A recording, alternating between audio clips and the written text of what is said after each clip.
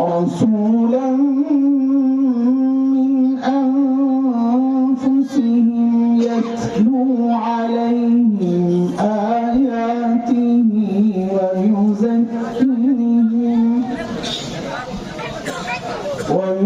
ويزكيهم ويعلمهم الكتاب والحكمة وإن كانوا من قبل لفي ضلال مبين.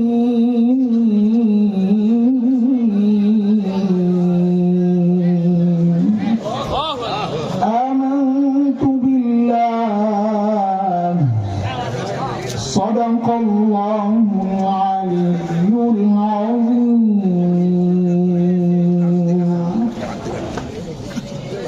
مفتاح القرآن শাহনুর ইসলামিয়া লুঙ্গি মাদ্রাসা ও এতিমখানার উদ্যোগে আয়োজিত হাফেজ ছাত্রদের দস্তারবন্দি উপলক্ষে অনুষ্ঠিত আজকের এই বার্ষিক তাফসীরুল কোরআন মাহফিলের মুহতারাম সভাপতি, উপস্থিত হযরত উলামায়ে কেরাম, মুরব্বিয়ান আযম, দূর দূরান্ত থেকে আগত ইসলাম প্রিয় সুধী সমাজ, প্রিয় ছাত্র ভাইয়েরা, যুবক বন্ধুরা, পর্দার আড়ালের মা ও বোন, আল্লাহ সুবহানাহু ওয়া তাআলার অশেষ মেহেরবানি, করুণা, দয়া, যে মহান মালিক লাখো কোটি মানুষ থেকে বাছাই করে দিন এই মাহফিলে আমাকে আপনাকে আসার বসার, কিছু কথা বলা ও শোনার তৌফিক দান করেছেন। সেজন্য মহান রবের শুকরিয়া আদায় করি, জবান খুলে প্রাণ খুলে কালিমাতুশ শুকর উচ্চারণ করি, আলহামদুলিল্লাহ। লম্বা সময় থেকে হযরত উলামায়ে কেরাম আপনাদেরকে নসিহত করেছেন, মাদ্রাসার সুবিধার জন্য স্বার্থে কিছু কালেকশন হয়েছে। আল্লাহ তাআলা মাদ্রাসার সমস্ত জরুরতকে তার কুদরতি হাতেই মিটায় দেন। আমাদের যেন কারো কাছে মুহতাজ হতে না হয়। আমরা শুধু মুহতাজ থাকতে চাই কার? আল্লাহ। আল্লাহই যেন আমাদের জরুরতের জন্য যথেষ্ট হয়ে যায়। যারা দান করেছেন, অতীতেও করেছেন, আজকেও করেছেন, ভবিষ্যতেও করার ওয়াদা করেছেন, আল্লাহ সকলের এই দানকে নাজাতের ওসিলা বানায় দেন। কুরআন আল কারীমের সূরা আলে ইমরানের একটা আয়াত আমি পড়েছি। এই আয়াতকে সামনে রেখে মাদ্রাসার কিছু বিষয়, এই বিষয়ে কিছু কথা বলার নিয়ত করেছি। আল্লাহ তাআলা যেন আমাকে বলা, আপনাদের বোঝা সহজ করে দেন। শুরু থেকে শেষ পর্যন্ত এক লাইনে চলতে থাকবো ইনশাআল্লাহ। এই জন্য আপনারা আমার সাথে সাথে চলতে পারবেন তো ইনশাআল্লাহ। বয়ানটা আজকে যা করবো মুখস্থ করা যাবে না, হ্যাঁ? আমি শুনতে শুনতে আগাবো, না পারলে আবার বলবো ইনশাআল্লাহ, অসুবিধা নেই। আল্লাহ, এতক্ষণ যারা কথা বলেছেন ওনাদের গলা তো খুব স্ট্রং, এই জন্য ওনারা কথা বলতে খুব সহজে পারছেন। আমি তো দুর্বল মানুষ সব দিক থেকে, এই জন্য আমার জন্য মাইকটা বড় ঝামেলা হয়ে গেছে। আল্লাহ না থাক আর বাড়ায় বুড়ায় কোন রেজাল্ট করে আমি ডরে আর কিছু করি না, শুধু বলি যে আমি দুর্বল, আমার কষ্ট হবে, বাকি আপনারা একটু সাপোর্ট দিলে, আমার সাথে কথাবার্তা বললে তো আমার কষ্টটা কমে যাবে। ওই জন্য বলতেছি মাইকের ভুল করার জন্য। ইনশাআল্লাহ ঘুমায় টুমায় যান নাই তো? অনেক সময় দেখা যায় কালেকশনের সময় মানুষ ঘুমায় যায়, মনোযোগ হারায় ফেলে। মনোযোগ আসেনি? থাকবে তো ইনশাআল্লাহ। পরীক্ষা নিলে তো আবার ফেল করবে, পারবেন না। এই যে ইনশাআল্লাহ বলেন না, এই ধরনের তো ধরা খেতে পারে। এখন বললে হইব। আচ্ছা, কে কে ঘুমাইছেন একটু হাত ওঠায় দেখান তো। আল্লাহু আকবার।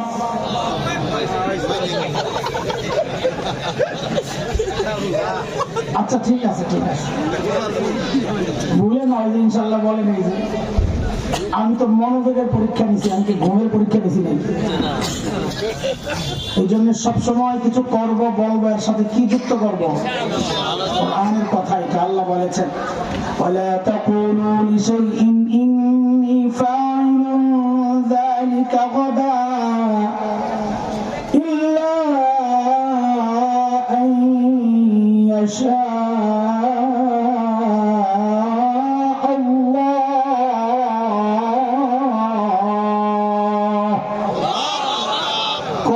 বলবো, এর সাথে কি যুক্ত করব? ইনশাআল্লাহ। তা আল্লাহ ওই কাজের জিম্মাদার হয়ে যাবেন ইনশাআল্লাহ। মনে থাকবে না ইনশাআল্লাহ?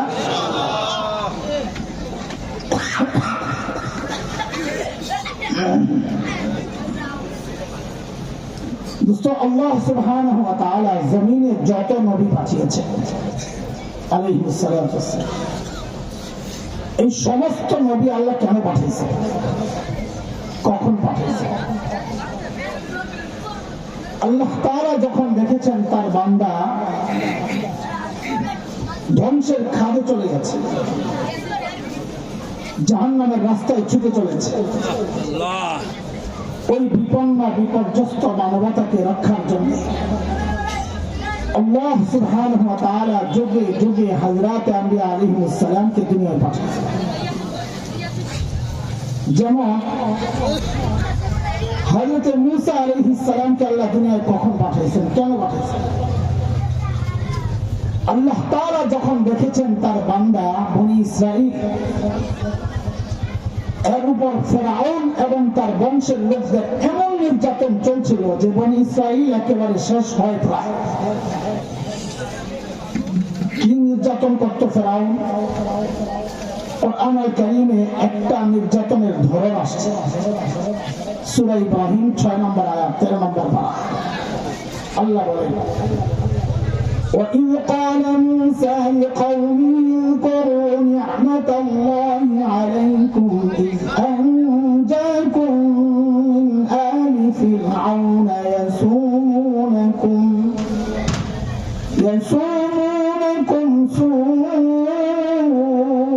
سوء العذاب ويذبحون أبناءكم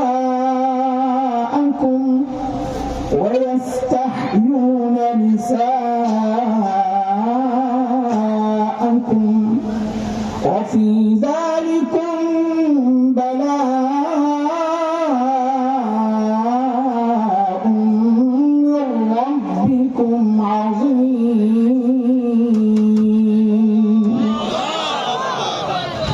ফেরাউন যখন বনি ইসরাঈলে কোনো মেয়ে জন্ম নিত, বাঁচিয়ে রাখতো, কিচ্ছু হতো না। কিন্তু যখনই কোন ছেলে জন্ম নিত, ফেরাউন তার ক্ষমতা হারানোর ভয়ে ওই ছোট্ট ছোট্ট বাচ্চাগুলোকে জবেহ করে হত্যা করত। আচ্ছা বলেন তো আমাকে, এই ছোট্ট বাচ্চা মাত্র জন্ম নেওয়া, যার শরীরের হাড্ডিগুলো এখনো গোশতের মতো নরম, এই ছোট্ট বাচ্চা ফেরাউনের মতো এত শক্তিশালী বাচ্চাকে ক্ষমতা থেকে নামাতে পারত? এটা সম্ভব ছিল? তাহলে ফেরাউন এত ভয় পেত কেন? বলে এটাই আল্লাহ তাআলার একটা সিস্টেম। কেউ যখন হক হয়, সে যত দুর্বল হোক না কেন, কেউ যখন বাতিল হয়, সে যত শক্তিশালী হোক না কেন, আল্লাহর সিস্টেম এটা। আল্লাহ ওই দুর্বল হকের ভয় শক্তিশালী বাতিলের কলিজায় ঢুকায় দেয়। এর জ্বলন্ত প্রমাণ হচ্ছে বাংলাদেশের আলিম ওলামা। কি আছে হুজুর কাছে? একটা মিসওয়াক আর একটা তসবিহ বড় জোড়া, কি পেবেন? হের বড় কি ভয়! সুবহানাল্লাহ, কখন কোনটা ঘটে? এই ভয়টা কেন জানে? এই মানুষগুলো হক, যেহেতু হক, আল্লাহ এই হকের ভয় দুর্বল হলেও এই হকের ভয় শক্তিশালী তাগুত আর বাতিলের কলিজায় ঢুকায় দিয়েছে। এই পর্যন্ত বুঝছেন? আমি একটু একটু করে বুঝে বুঝে আগাবো, বুঝাইতে বুঝাইতে আগাবো। এই পর্যন্ত বুঝছেন তো কথা না? চলে, আমাকে দুইটা প্রশ্নের জবাব দেন, ওই জবাবের সামনে নিয়ে আমরা কথা আগাবো ইনশাআল্লাহ। বলেন তো সর্বশ্রেষ্ঠ রাসূল কে? সাল্লাল্লাহু আলাইহি ওয়াসাল্লাম। ঠিক আছে, প্রশ্নের জবাব ঠিক দিয়েছেন। আরেকটা প্রশ্ন, আচ্ছা বলেন তো, রোগী যদি ছোট হয়, হালকা ঠান্ডা লাগছে, সর্দি, এই ছোট্ট রোগের চিকিৎসার জন্য মানুষ কই যাবে? এলাকার ডাক্তার না দেশের সবচেয়ে বড় ডাক্তার? এলাকার ডাক্তার। কিন্তু রোগী যদি বড় হয়, তাও কি এলাকার ডাক্তারের কাছে যাবে না বড় ডাক্তার? কত বড় রোগী যত বড়, মানুষ ডাক্তারও তালাশ করবে তত বড়। কথা ঠিক কিনা? এই যে দুইটা প্রশ্নের যে জবাব আসছে, এই জবাব থেকে আমরা একটা কথা বের করি, এটাকে ভিত্তি করে আমরা কথা সামনের দিকে আগাবো ইনশাআল্লাহ। যেহেতু আল্লাহ তাআলা সমস্ত নবীকে দুনিয়ায় পাঠাইছেন দুনিয়ার অসুস্থ মানুষের চিকিৎসার জন্য, আত্মার চিকিৎসা, তো বুঝতে হবে আল্লাহ সর্বশ্রেষ্ঠ রাসূলকে ওই যুগেই পাঠাইছেন যে যুগের মানুষগুলো ছিল মানব ইতিহাসের সবচেয়ে জঘন্য খারাপ মানুষ। বলে কেমনে বুঝলেন? বলে ডাক্তার যেহেতু সবচেয়ে বড়, তো বোঝা গেল যে রোগীদের চিকিৎসার জন্য পাঠানো হয়েছে, ওরা রোগীও ছিল সবচেয়ে বড়। সেই রোগীদের যুগটাকে ইতিহাসে বলা হয় আইয়ামে জাহিলিয়া। কি বলা হয়? বর্বরতার যুগ। বর্বরতার মাত্রা কতদূর ছিল যা ওদেরকে ঠিক করতে আল্লাহ সর্বশ্রেষ্ঠ রাসূল আনলেন। ইতিহাস পড়লে দেখবেন শরীরের পছন্দ আসা যায়। কি করতো ওরা? একটা পয়সার জন্য মানুষকে খুন করে ফেলত। এই মূর্তি পূজা এখন হয় কিনা? এখন মূর্তি পূজা হয় না, তখনও হতো। পার্থক্য কি?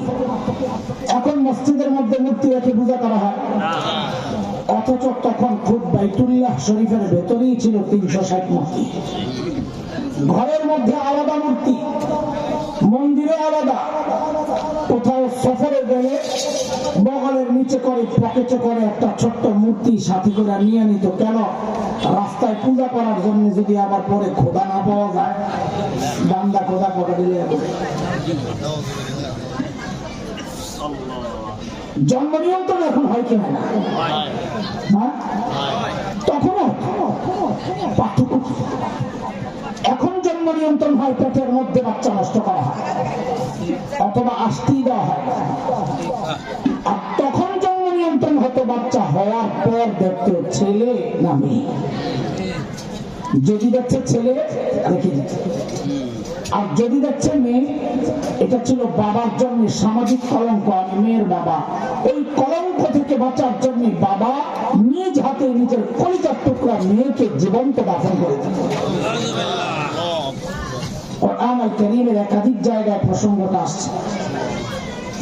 যেমন 14 নম্বর পারা সূরাতুন নাহল 58-59 নম্বর আয়াত, আল্লাহ বলেন وَإِذَا بُشِّرَ أَحَدُهُم بِالْأُنثَىٰ ظَلَّ وَجْهُهُ مُسْوَدًّا وَهُوَ كَظِيمٌ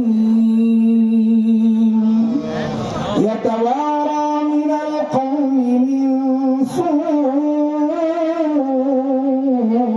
مَا بُشِّرَ بِهِ أَيُمْسِكُهُ عَلَىٰ هُونٍ أَمْ يَدُسُّهُ فِي التُّرَابِ أَلَا سَاءَ مَا يَحْكُمُونَ।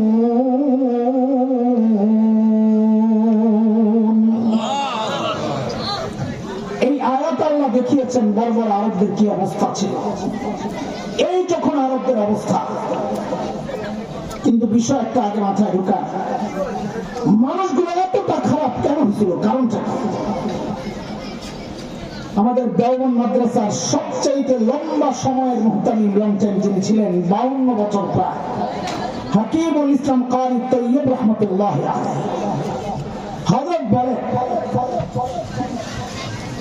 এই বর্বর আরব এতটা খারাপ হওয়ার পেছনের কারণের অভাব নয়, কিন্তু মৌলিক কারণ ছিল দুইটা। এখান থেকে একদম পরামর্শ করা শুরু করে। বলে মৌলিক কারণ ছিল না, কথা কওয়া লাগবে। এক নম্বর ছিল জাহালত, মূর্খতা, লেখাপড়া ছিল না। 2 নম্বর চারিত্রিক অধঃপতন, চরিত্র খারাপ। ডাবল আহে, সিঙ্গেল আহে, আমি তো শেষ, কি যে সেটিং করছে আল্লাহ, আমি কিছু বলতেছি না, বিব্রত হবে না আয়োজকরা, কিন্তু আমার জান বাড়ে যেতেছে। আগামী কয়েকদিন আমাকে এটা ভোগ করতে হবে।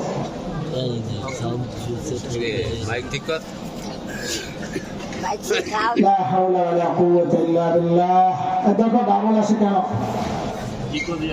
না ইকো লাগবে না, ইকো গুলা হয়েছে যারা গজল টজল গায়ে গেলে ভুল ভান করে। আমরা সাদা সিধে কিছু কথা বলবো, খালি আওয়াজটা ক্লিয়ার হলেই হয়। আচ্ছা আল্লাহ মারি করো না ভাই, সমস্যা আমি ডর লাগে, তুমি কোনটা করে আবার শেষে সব শেষ করো। বসে বসে দুরুশ্বরী পড়ো, দুরুশ্বরী পড়ো, আল্লাহ সাহায্য চাও। যা হয়েছে তো হয়েছে এখন। আচ্ছা ঠিক আছে, মৌলিক সমস্যা ছিল, 1 নম্বর লেখাপড়া ছিল না, 2 নম্বর চরিত্র খারাপ ছিল। দেখেন এই দুইটা সমস্যা এতটা মারাত্মক সমস্যা, একটাও যদি কারো মধ্যে থাকে সেও অপরাধ করে। যেমন আপনাদেরকে বুঝাই, একজন ইঞ্জিনিয়ার সে শিক্ষিত না মূর্খ? লেখাপড়া করছে না করে নাই? বরং আমরা জানি মেধাবী ছেলেরাই ইঞ্জিনিয়ারিং পড়ে, ডাক্তারি পড়ে। অথচ গত টার্মে আমরা কি দেখেছি? সরকারি কাজের টেন্ডার পাইছেন ইঞ্জিনিয়ার সাহেব, ব্রিজ বানাবে। ওই ব্রিজ বানাতে গিয়ে আল্লাহর বান্দার রডের বদলে বাঁশ ঢুকাই দিচ্ছে। পত্রিকায় দেখেন না? এই যে বাঁশ ঢুকাইলো, কি জানে না এখানে রড ঢুকাইতে হবে? লেখাপড়া করছে না, জানে না? জানে না, এটা জানার সমস্যা না, এটা চরিত্রের সমস্যা। একটা থাকলেই মানুষ অপরাধ করে। আর ওই সময় আরবদের না ছিল লেখাপড়া, না ছিল চরিত্র। বলেন সমস্যা কয়টা? এই মৌলিক 2 সমস্যা ঠিক করার জন্য, সংশোধনের জন্য, সমাধান হিসাবে আল্লাহ তাআলা মৌলিক 2টা দায়িত্ব আর মিশন আর সমাধান দিয়ে আমার নবী সাল্লাল্লাহু আলাইহি ওয়াসাল্লামকে দুনিয়ায় পাঠিয়েছেন। আমার সাথে আবার যুক্ত হবেন, এই কথাটা মুখস্থ করবেন। সমস্যা কয়টা? সমাধান বলেন বলেন। আবার সমস্যা কয়টা? সমাধান। কিয়ামত পর্যন্ত এই সমাজের যত সমস্যা দেখবেন, সমস্ত সমস্যার পেছনের মৌলিক কারণ ওই 2টাই। কি? হয় লেখাপড়া নাই অথবা চরিত্র খারাপ। সমাধান কিয়ামত পর্যন্ত সমাধান ওই 2টাই, যে 2 সমাধান নিয়ে আমার নবীকে আল্লাহ দুনিয়ায় পাঠাইছেন। সমস্যা কয়টা? আবার আবার এটা আমাদের মূল পয়েন্ট, এটার উপর ভিত্তি করে আমরা কথা আগাবো। বলেন ইনশাআল্লাহ। সমস্যা কয়টা? সমাধান। আল্লাহর হাবিব নবুয়ত পেয়ে ঘোষণা দিলেন, ইন্নামা বুইসতু মুআল্লিমা বুইসতু লিউতাম্মিমা মাকারিমাল আখলাক। আল্লাহ বলেন, আল্লাহর নবী বলেন, আল্লাহ আমাকে শিক্ষক বানায়া দুনিয়ায় পাঠাইছেন। কি বানায়া? আমাদের নবী কি ছিলেন? আল্লাহ আমার নবীকে কি বানায়া পাঠাইছেন? ছাত্র নাকি? আমার নবীকে বলা হয় উম্মি নবী। অনেকে অর্থ না জানার কারণে মনে করেন জাহেল। উম্মি মানে না, লা হাওলা। আমার নবী জাহেল হবেন থাক দূরের কথা, দুনিয়ার সমস্ত শিক্ষিত মানুষের শিক্ষক আমার নবী। উম্মি মানে দুনিয়ার যে লেখাপড়া সিস্টেম, একাডেমিক লেখাপড়া, এইটা নবী করেন নাই। কেন? কারো কাছে পড়লেই তো সে কয়েকদিন পরে করতো, মোহাম্মদ সে তো আমার ছাত্র। এই কথা বলার সুযোগ আল্লাহ দেন নাই। আমার নবীকে আল্লাহ নিজে পড়াইছেন। আমার নবী কি ছিলেন? এই কথাটা মনে রেখেন, আমাদের নবী কি ছিলেন? শিক্ষক বানায় আল্লাহ কেন পাঠাইছেন? ওই যে 2 সমস্যা, এক সমস্যা মূর্খতা, ওটা দূর করার জন্য। 2 নম্বর নবী বলেন, আল্লাহ আমাকে সর্বোচ্চ উন্নত চরিত্র দিয়ে দুনিয়ায় পাঠিয়েছেন। কেন? আমি যেন ওই বারবার আর আবার এই চরিত্রহীন মানুষগুলোর পেছনে মেহনত করে করে ওদেরকে মানব ইতিহাসের শ্রেষ্ঠ চরিত্রবান মানুষ বানাতে পারি। বলেন আবার শুরু থেকে। সমস্যা কয়টা? সমাধান। আবার আবার সমস্যা, সমাধান। আল্লাহর হাবিব ওই 2 সমাধান সহ ওই বর্বর আরবদের পেছনে যখন মেহনত শুরু করলেন, আর এই বর্বরদের পরিচয় আর বর্বর নাই, পরিচয় পাল্টায় গেছে। বলে নতুন পরিচয়। বলেন, বলে আমি কি বলবো? আল্লাহকে জিজ্ঞেস করো, মালিককে জিজ্ঞেস করলাম, মালিক ওই বর্বর মানুষগুলো যাদের পেছনে নবী দুই মেহনত করেছেন তাদের নতুন পরিচয়টা বলেন তো আল্লাহ বলেছেন সীমাহুম ফি উজুহিহিম মিন আসারিস সুজুদ ওদের চেহারার মধ্যে সেজদার চিহ্ন পাইবা সুবহানাল্লাহ বলে সেজদার চিহ্ন তো বাহির দিয়া তার মানে বাহিরে ফিটফাট আবার ভেতরে সদরঘাত কিনা আল্লাহ বলেন না না না আমার নবীর সাহাবীরা বাহিরে এক নাম্বার ভিতরে এক নাম্বার বলে ভিতরে এক নাম্বার আমরা বুঝবো কেমনি আল্লাহ যারা বলেন তোর বোঝার দরকার কি আমি ওদের কলবের পরীক্ষা নিচ্ছি ওই পরীক্ষায় আমি দেখেছি ওদের কলবে ঠিক আছে কার কথা আল্লাহর কথা সূরা হুজুরাত 3 নম্বর আয়াত 26 নম্বর পারা আল্লাহ বলেন ইন্নাল্লাযীনা ইয়াগুদ্দুনা আসওয়াতাহুম ইনদা রাসূলিল্লাহ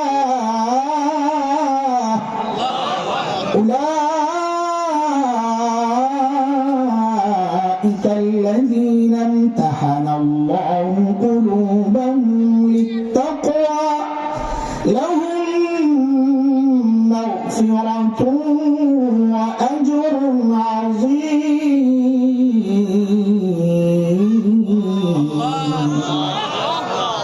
আল্লাহ বলেন তাকওয়ার পরীক্ষা নিশ্চয় পরীক্ষায় ওরা পাস সুবহানাল্লাহ নবীকে জিজ্ঞেস করলাম ইয়া রাসূলুল্লাহ যেই বর্বরদের পেছনে মেহনত করলেন ওই বর্বরদের নতুন পরিচয় বলে আল্লাহর হাবিব যেন বলে ওঠেন আমার সাহাবীদেরকে তোরা বর্বর বলিস না ওরা আর এখন বর্বর নাই ওরা তো নতুন তো বলেন না তো নবীজি বলেন খায়রুল কুরুনি কারনি ওরা আর বর্বর নাই ওরা এখন মানব ইতিহাসের সর্বশ্রেষ্ঠ মানুষ হয়ে গেছে আচ্ছা পড়া মুখস্থ করার ওয়াদা দিচ্ছেন না এইভাবে বললে মুখস্থ হইব না আপনার ভুলে যাবেন আমি এটা কাম করি খিচুড়ি কয় পটলা করে নিবেন খিচুড়ি না তিহারি আজকে স্পেশাল মাশাআল্লাহ আল্লাহ আমার জুয়েল ভাই কল যে আরো বড় করে দেন যারা আয়োজনে আছেন তাদের দিল আরো বড় করে দেন যেন সামনে আমরা মোরগ পোলাও খাইতে পারি আয়োজক আমিন করে না কত দিয়ে আপনারা আমিন করে লইব আপনার উপর তাই তো কয় না আমরা দোয়া করলে হয়ে যাবে ইনশাআল্লাহ আমরা ডাইরেক্ট খাসি জমা করে খাওয়া দেবো ইনশাআল্লাহ খালি একটু টাকা পয়সা মাসে বাড়াই দিয়ে আলহামদুলিল্লাহ এমনি বললাম প্যাকেটটা একটা নিবেন না দিদা কথা কয় না আর আমার সাথে কথা বলা লাগবে একটা না দিদা একটা করে নিবেন না বরাদ্দ একটা করে তো প্যাকেট তিহারির প্যাকেট নেবেন একটা কিন্তু ওয়াজের প্যাকেট নেবেন দুইটা বাকি ওয়াজের প্যাকেট পকেটে নেবেন আর তিহারির প্যাকেট হাতে নেবেন ঠিক আছে ইনশাআল্লাহ কয় প্যাকেট হবে আজকে বয়ানের 2 প্যাকেট বয়ানের কয় প্যাকেট ঠিক আছে কি এবার বুঝেন শুরু থেকে এই পর্যন্ত যা বলেছি সামনে যা বলবো ইনশাআল্লাহ টোটাল বয়ানের কথা হলো 6টা মাত্র কটা এই দেখবেন এই 6 কথার ভিতরে আমি ঘুরতেছি আর বাইরে যাই না যাই বলবো এই 6 কথার ভিতরে তাহলে আপনাদের সহজ হবে বোঝা কয় কথা রে ভাই একজন সামনে বসে কথা বলি নাহলে আমি মুরগি বানাই দেবো আমার পড়া না পারলে কিন্তু মুরগি বানাই দেবো ইনশাআল্লাহ পারবো হ্যাঁ ইনশাআল্লাহ মনোযোগ না দিলে তো পারবো না কয় কথা কও 6 কথা আরে তাকে গেছিস কেন আমরা মুরগি হইয়েই তো মল ধরছি কত মুরগি হয়েছে জীবনে হাই কথা এখন তো বলে মানে ধমক দেওয়ার আগে বাপ সুদ্ধা পড়ে হ্যাঁ শুনেন বেয়াদব ছাত্র ঠিক করা যায় কিন্তু বেয়াদব অভিভাবকের ছেলে ঠিক করা যায় কথা ঠিক না বেয়াদব ছাত্র ঠিক করা যায় কিন্তু অভিভাবক যদি বেয়াদব হয় ওই অভিভাবকের সন্তানকে আলেম বানানো যাবে না একদম লিখে রাখে এই জন্য খবরদার কোনদিন কোন অভিভাবক প্রস্তাবকে এসে শাসাবেন না এটা আপনার সন্তান ধ্বংস হওয়ার জন্য যথেষ্ট আমরা পিঠা খাই গড়ে বাসায় বলি নেই কেন বলি না এই জন্য মাই খেয়ে আইসি এমন বললে আরেকবার খাবো এখন পোলাবেন চক্রাঙ্গা নিয়ে জায়গা হুজুরটা অভদ্র এই হুজুর কাছে বলুন না মাও তো বলে আপনারা হুজুররা এমনি পোলাবেন পড়েন পাড়েতারি মাদ্রাসা আমার অবলগে সক্রাঙ্গা নিলেন কি জন্য? আরে বাপরে বাপ, সুবহানাল্লাহ, জিন্দেগিতে আলেম হইতে না। এটা কঠিন জিনিস, অর্জন করতে হয় মেহনত কঠিন কষ্ট করে, এমনি আসবে না, এত সস্তা। যাই হোক, সবে কয় কথার বয়ান ভাই? সাহাবীদেরকে নিয়ে 3 কথা বলেন। আমার মতো জাহেল যারা আছে তাদের জন্য 3 কথা, তাদেরকে নিয়ে 3 কথা। কয় কথা হইলো? সাহাবীদের 3 কথা কি আমার সাথে সাথে বলবেন, আমি যা বলি হুবহু ওইটা বলবেন, জবাব দিবেন না। বলেন, ওরা ছিল কি? পিছন থেকে সবাই বলতে হবে। বলেন, ওরা ছিল কি? ওরা মানে কারা? সাহাবায়ে কেরাম। সাহাবী ছিলেন তো আল্লাহর নবীর ঈমানদার সাথীরা। তো বলেন, ওরা ছিল কি? অবাক হওয়ার মতো একটা ভাব আইনা বলেন, হইল কি? আমার আবার ওরা ছিল কি? হইল কি? মাঝখানে ঢুকলো কি? আচ্ছা, বুঝে বুঝে বলেন তো, বলতে মজা লাগে। ছিল কি? ছিল মানব ইতিহাসের সবচেয়ে খারাপ। আরে এই কথা কোথেকে বলেন আপনি? আরে ভাই, হিসাব সোজা। ডাক্তার যেহেতু সবচেয়ে বড়, বোঝা গেল যে রোগীদের চিকিৎসার জন্য পাঠানো হয়েছে, রোগীও ছিল সবচেয়ে বড়। তো ছিল কি? সবচেয়ে খারাপ। হইল কি? সবচেয়ে ভালো। আশ্চর্য, সবচেয়ে খারাপ ছাত্র সবচেয়ে ভালো ছাত্র হয়ে গেছে। কিভাবে সম্ভব? কিসের ঝড়? মাঝখানে ঢুকলোটা কি? যার কারণে এই পরিবর্তন। বলে, মাঝখানে ঢুকছে কোরআনুল কারীম, সাথে সুন্নাহ আছে। আমাদের বলতে একটু দেরি হবে, জন্য সুন্নাহটা উজ্জ্বল এখানে নিয়তে রাখেন যে কোরআন সুন্নাহ। তো আবার বল, ওরা ছিল কি? হইল কি? মাঝখানে ঢুকলো কি? এই 3 কথায় এক প্যাকেটে ঢুকায় আউট একটা দিকটু লাগান, বেশি জোরে দিয়ে না, পরে আবার খোলার সময় কষ্ট হবে। খুলতেছি একটু পরে ইনশাআল্লাহ, এটা রাখেন। আমাদের মতো জাহেলকে নিয়ে 3 কথা। মুখ কয় কথার বয়ান যেন বলেন? 3 কথা গেল, আর 3 কথা। দেখেন, সাহাবায়ে কেরাম যে অপরাধগুলো করতেন বর্বর আরব যখন ছিলেন মুসলমান হওয়া, আমরা এই সমাজের মানুষরা সেই অপরাধগুলো শুধু করছি না, বেশি মাত্রায় করতেছি। সাহাবায়ে কেরাম বর্বর আরবরা যে কোরআন ধরে সর্বশ্রেষ্ঠ মানুষ হলে, আমরা সেই কোরআনকে ছাড়ছি। এটা আমাদের জন্য গর্বের কাজ হয়েছে না আফসোসের? বলেন, তাইলে আমাদের 3 কথা মিলা। বলেন, ধরলাম কি? আফসোসের সুর দিয়ে বলবেন, ছাড়লাম কি? আবার ধরলাম কি? ছাড়লাম। মুনাজাতের মতো এরকম হাত ওঠান। উঠাইছে? হুজুরও লাগবে না, ওলামারা রাখেন। হাত উঠাইছে? এবার জোরে কপালে একটা বাড়ি মারার বলেন, আরে করলাম কি?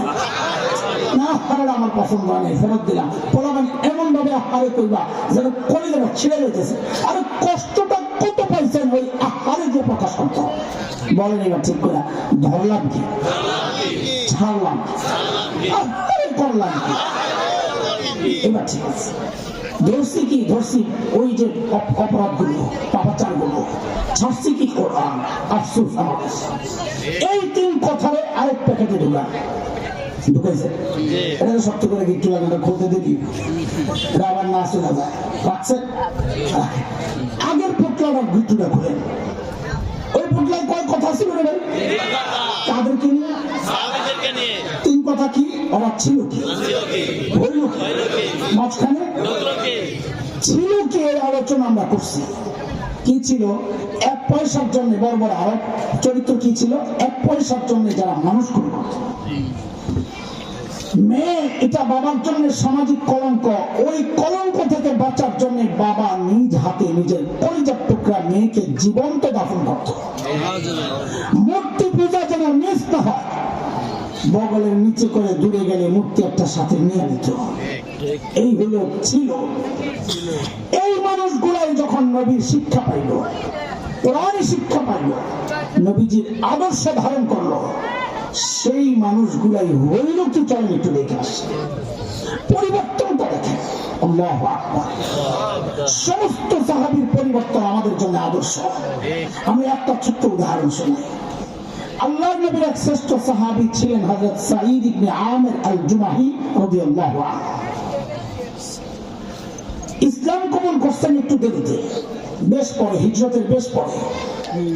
দেরিতে মুসলমান হলে কি হবে? ইমান ছিল বড় পাক্কা। কতটা পাক্কা একটা উদাহরণ শুনলে বুঝবেন। হযরত ওমর যখন খলিফা, বলেন তো ওমর নরম না গরম? কেমন গরম? সুবহানাল্লাহ গরম।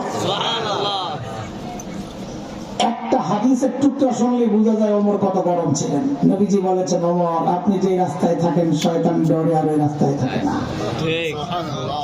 হ্যাঁ, আপনারা সুবহানাল্লাহ পড়েন না কারণ আমি জানি আপনারা মনে মনে চিন্তা করতেছেন আমরাও যে রাস্তায় থাকি শয়তান থাকে না, ঠিক না?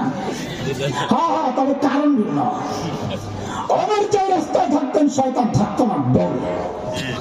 আর আমরা যে রাস্তায় থাকি শয়তান দরকার মনে করে না। উস্তাদ আপনি থাকতে আমি যাবে কি জন্য? কথা ঠিক না? আমরা শয়তানের চেয়ে খারাপ হয়ে গেছি না।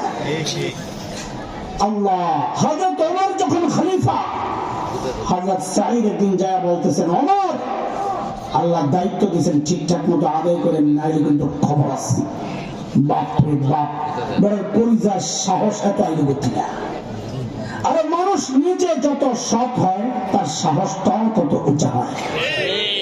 নিজের মধ্যে 2 নম্বরই থাকলে কথা বলবে মিনমিন মিনমিন করে, খালি তেল ভালো। সাংঘাতিক গুলা যখন বড় নেতা করে প্রশ্ন করে, কি তৈলাক্তক প্রশ্ন, সুবহানাল্লাহ, তেল তেল করে চকচক করে। কেন করে দিয়ে 2 নম্বর? নিজে সৎ থাকলে কঠিন প্রশ্ন করতে, ঠিক কিনা বলেন? আপনারা ঠিকও করতে চান না, বুঝছি। আচ্ছা থাক। হযরত ওমর যখন বলছে, ওমর ঠিক হয়ে যান, ভালো করে কাম করে নিলে খবর আছে। ওমর তো আর এই দুনিয়ার শাসক না, এমন একটা হুমকি দিলে কইতো, আরে আর তো বাড়ির তেল হয়েছে, আয়না করে ঢুকা। কিন্তু ওমর তো ওমর। আল্লাহু আকবার। সাইয়েদনা ওমর যখন এই কথা বলছে, ওমর কয়, আরে এই লোকটা আমার দরকার, শাসন ব্যবস্থায় সব লোক দরকার। জোর করে ধইরা সিরিয়ার এক শহর হিমসের গভর্নর বানিয়ে বেড়াতে পাঠাইছে। সামনের কথাটা বোঝার জন্য 2টা কথা আগে একটু মাথায় রাখে। যেই এলাকার মানুষ যত ধনী হয়, ওই এলাকার জনপ্রতিনিধি যারা মেম্বার, চেয়ারম্যান, এমপি, তারাও এরকম ধনী হয়। এলাকার প্রভাব। আজকের দুনিয়ায় Bangkok, Singapore, Thailand, Dubai, Abu Dhabi, Karachi, Bombay, আমাদের চিটাগাং, এগুলো যেমন বাণিজ্যিক শহর, ওই সময় গোটা দুনিয়ার বাণিজ্যিক শহর ছিল সিরিয়া। এবার বুঝে শুনে জবাব দেন তো, সেই সিরিয়া শহর হিমসের গভর্নর ধনী হওয়ার কথা না গরিব হওয়ার কথা? কেমন ধনী? বলেন যে সময়ের সেরা ধনী। আবার জিজ্ঞেস করবো, কেমন ধনী হওয়ার কথা? আল্লাহু আকবার। দেখেন কেমন ধনী হয়েছে। তিনি শুধু হিমসের গভর্নর পরিচয়টা না, তার আরেকটা পরিচয়, তিনি আল্লাহর নবীর শিক্ষা দীক্ষা পাইছেন, নবীর সাহাবী। ওইটাই বড়। হিমস থেকে এক দল আসছে, মুসলমান মনোযোগ। হিমস থেকে এক দল আসছে হযরত ওমরের সাথে সাক্ষাৎ করার জন্য মদিনায়। তাদের কিছু অভিযোগ ছিল, অর্থনৈতিক মন্দা চলতেছে, এগুলো জানানোর জন্য আসছে, টাকা পয়সা লাগবে। হযরত ওমর তাদেরকে বললেন, তোমরা একটা কাজ করো, হিমসের গরিবদের একটা লিস্ট দাও, আমি রাষ্ট্রীয় কোষাগার থেকে ওদের জন্য কিছু বরাদ্দ দিয়ে দেব। বেচারা সুযোগ পাইয়া লিস্ট একটা করছে, লম্বা সুযোগ পাইছে। মিয়া হযরত ওমরের কাছে জমা দিয়েছেন ফুকারা ও হিমসের গরিবদের লিস্ট। আল্লাহু আকবার। সাইয়েদনা ওমর লিস্টটা হাতে নিয়ে অবাক হয়ে তাকায় আছেন, এটা কি? হযরত ওমর দেখেন যে ওই গরিবদের লিস্টের শুরুর দিকে হিমসের গভর্নর সাঈদ ইবনে আমির আল-জুমাহির নাম। আল্লাহু আকবার। এটাও কি সম্ভব? না। সাইয়েদনা ওমর জানতে চাইলেন, আমি এরকম ফাঁকে এরকম কি ব্যাপার, তোমাদের গভর্নর বুঝি গরিব মানুষ? হিমসের লোকেরা জবাব দিলেন, বালা আমিরুনা আফকারুনা, আমাদের গভর্নর শুধু গরিব না, হিমসের মধ্যে সবচাইতে গরিব। হযরত ওমর এই কথা শুনে এতটা খুশি হয়েছেন, সাথে সাথে 1000 স্বর্ণ মুদ্রা প্যাকেট করে দূত মারফত পাঠিয়ে দিয়েছেন, যাও আমার পক্ষ থেকে আমার সাঈদকে হাদিয়া দিয়ে আসো। কত? 1000 স্বর্ণ মুদ্রা কয় হাজার টাকা হইব? কোন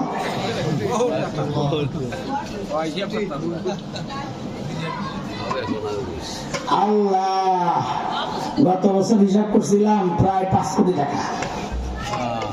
এই বছর তো স্বর্ণের দাম আরো অনেক বাড়ছে। পোলাবা নিজের বিয়া দেরি করতেছ, পরে আর বউরে সোনা দাম লাগবো না। তাড়াতাড়ি কামসা গেলে বেরিয়ে ঠকবো। ঠিক বাইরে না বাপের ডরে। হুজুর আমার না বুঝাই আব্বারে বুঝা। পোলাবার মনে মনে কইতাছে আল্লাহ। আচ্ছা ঠিক আছে। হযরত ওমরের কাছে যখন এই বিশাল অঙ্কের হাদিয়া পেশ করছে হযরত সাঈদের কাছে, মুসলমান খেয়াল করেন, খেয়াল করেন পরিবর্তনটা। এক কাদের কথা শোনাইতেছি মনে আছে তো, যারা এক পয়সার জন্য মানুষ খুন করত। পরিবর্তনটা দেখেন। দুধ যখন এই বিশাল অঙ্কের হাদিয়া নিয়ে পেশ করছে, হযরত সাঈদ প্যাকেটটা খুইলা যেই দেখলেন এই বিশাল অঙ্কের হাদিয়া তার জন্য, তিনি সাথে সাথে প্যাকেটটাকে ছুঁড়ে মেরে চিৎকার দিয়ে বলে উঠলেন, ইন্না লিল্লাহি ওয়া ইন্না ইলাইহি রাজিউন। কি বলছেন? হাদিয়া পাইলে ইন্না লিল্লাহি পড়ার কথা। কি বলার কথা? আপনারা কি বলতেন জানি না, আমার ইমানের যে হালত, এমন একটা পোটলা যদি পাইতাম রে ভাই, ভিতরে যাইয়া আলহামদুলিল্লাহ একা পড়তাম না, জামাতের সাথে বউ বাচ্চা করে লইয়া পড়তাম। বিশ্বাস না হলে দিয়ে দেন না। আল্লাহর নবীর সাহাবী কি বলছেন? আল্লাহর কথা কোন এমন ভাবে ইন্না লিল্লাহ বলছেন, বউ তো ভেতর থেকে ভয় পেয়ে গেছে। কি মদিনা থেকে দূত আসছে, না জানি কোন দুঃসংবাদ নিয়ে আল্লাহ জানে। সাথে সাথে জিজ্ঞেস করলেন, আকুতিলা উমর ইবনুল খাত্তাব, কি ব্যাপার? মদিনা থেকে দূত কি খবর নিয়ে আসছে? সাইয়েদনা ওমর বুঝি শহীদ হয়ে গেছে? হযরত সাঈদ বলেন, না, ঘটনা তা না, বরং তার চেয়েও মারাত্মক ঘটনা, আরো মারাত্মক। বিবি আবার জানতে চাইলেন, আকুতিলাল মুসলিমুনা ফি মারিকা, তাই কি কোন যুদ্ধে মুসলমান ব্যাপকভাবে শহীদ হয়ে গেল কিনা? হযরত সাঈদ বলেন, না না, ঘটনা তাও না, বরং তার চেয়েও মারাত্মক। বউ কয়, শাস্তি বুঝছি, আমার জামাই কল্যাণ নিতে পারিস, এর চেয়ে মারাত্মক ঘটনা কি হতে পারে? আরে বলেন না, কি সমস্যা? আল্লাহু আকবার। আরে দোস্ত, আল্লাহর নবীর সাহাবীর জবাবটা শুনে। আরে কাদের কথা শোনাচ্ছি? যারা এক পয়সার জন্য মানুষ খুন করতো। ওটা মাথায় রেখে ছিল কি, হইল কি, কেন ইন্না লিল্লাহ বলেন? তিনি জবাব দিচ্ছেন, উদখিলাত আলাইয়া দুনিয়া লিতুফসিদা আখিরাতি। আরে আমার ঘরে দুনিয়া ঢুকা দেওয়া হয়েছে আমার আখিরাতকে বরবাদ করার জন্য। আল্লাহু আকবার। কল্পনা করা যায়? আল্লাহ। সাথে সাথে বিবিকে বললেন, আমি চাই মদিনার দূত আমার ঘরে থাকতে থাকতে এই 1000 স্বর্ণ মুদ্রা তুমি এখনই হিমসের গরিবদের মধ্যে বিলাইয়া দিবা। কি বুঝলেন ভাই? শাসক যদি ইমানদার হয়, নেককার হয়, তো নিজের বরাদ্দের টাকাটাও জনগণকে দিয়ে দেয়। আর শাসক যদি দুর্নীতি পরায়ণ হয়, সন্ত্রাসী লুটেরা হয়, চাঁদাবাজ হয়, তো জনগণের বরাদ্দের টাকা মাইরা বিদেশ যায় বাড়ি বানায় না। ঠিকঠাক পছন্দ করে আপনাকে অভ্যাস খারাপ আছে, আর লেগে আল্লাহ শেষে আপনারা ঠিক করে এখানে ভোট দেন, ওখানে মাহফিলে ঠিক বলে এখানে ভোট দেয়, এটাও ঠিক না। এই 2 নম্বরে ঠিক বাদ দেওয়া লাগবে। নতুন করে একটু লেগেছেটা বুঝব কি লড়াচড়া একজনের মনে করে, তবে এই লড়া লড়তে বেশি গাদা মেয়েরা বাস্তবের মধ্যে সব দেখা শেষ। স্বপ্নের বাংলাদেশ, সোনার বাংলাদেশ, ডিজিটাল বাংলাদেশ, আরেকটা কি এই স্মার্ট আমি করতেছি না, স্টেজ ভেঙে গেলে